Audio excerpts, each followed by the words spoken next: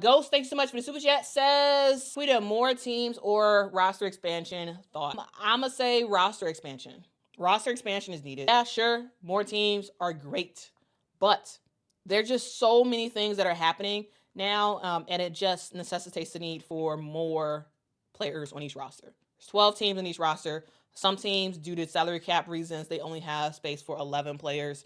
And it leads to awkward times as a GM because you're sort of like, you have to like plan for the future. Like, okay, here's my 12 that are going to rock out and make some stuff happen. But all it takes is one injury or two injuries, and you're like, oh crap, what in the world am I going to do? Maybe you have a little bit of money to sign a a 10-day contract or something like that, but you're bringing in someone who doesn't know your system and is sort of last minute and whatnot. And so, yeah, they may be able to help out and fill a gap. But if you could have sort of developmental players, this is what I would love for the WNBA to have. Developmental players where each team has, yes, 12 active players on their roster, but they could also have 2 additional developmental players that can be with the team in practice and at games, all that stuff. And they're always around. So they're basically like regular players on the roster, but they don't end up playing in games unless a team activates them. So like you all may think of this as like,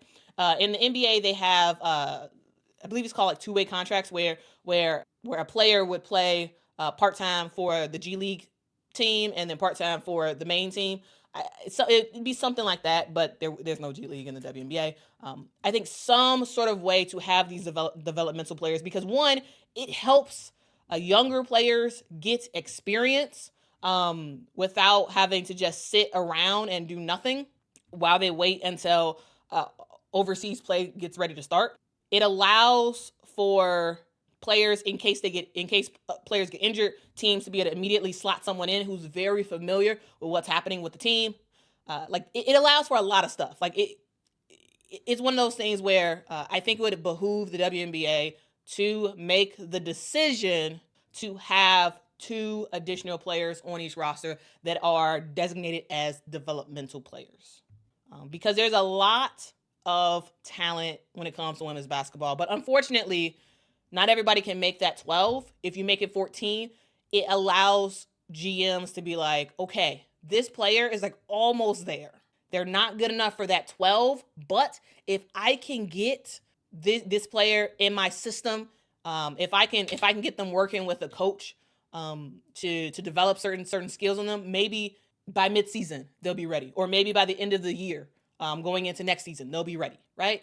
There's so many players that the WNBA just loses every year. Every year, they just lose. Because these are players who are good, really good, but just not good enough for that top 12. Or maybe they just don't fit good enough for that top 12. And decisions have to be made, players get cut. And especially when you talk about incoming rookies, when you talk about fan bases that are like very excited about certain players and whatnot, and they get cut, it hurts the momentum of the WNBA. So I think overall, the WNBA needs to add 2 players to each team. If you want to call them developmental player, fine, call them developmental player. Maybe maybe it's a reduced salary that they get, and you are having them sort of be practice players, having them sort of be with the team, learn everything, and if needed, step in and be able to step in right away, knowing everything without missing a beat.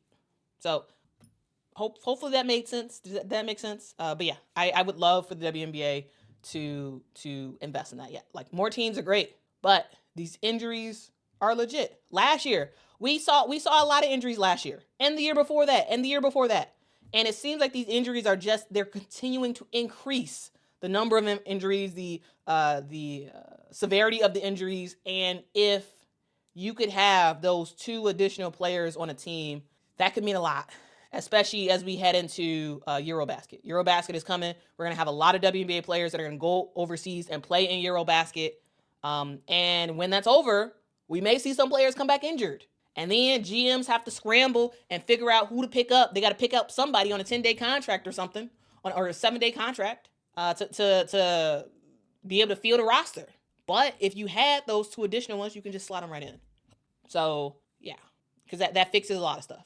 that fixes your rookie problem where all these rookies just keep getting waived, even though they're good players to get waived, because you just can't make it work with that 12. It helps with injuries, and just sort of planning for worst case scenario that may happen.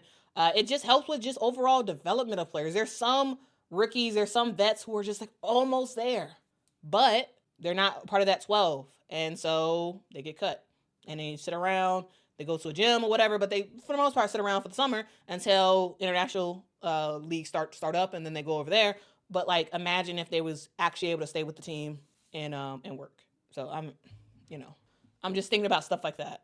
That's my random talk about the wave of cuts and just where the league what the league is as a whole. We do need an expanded roster.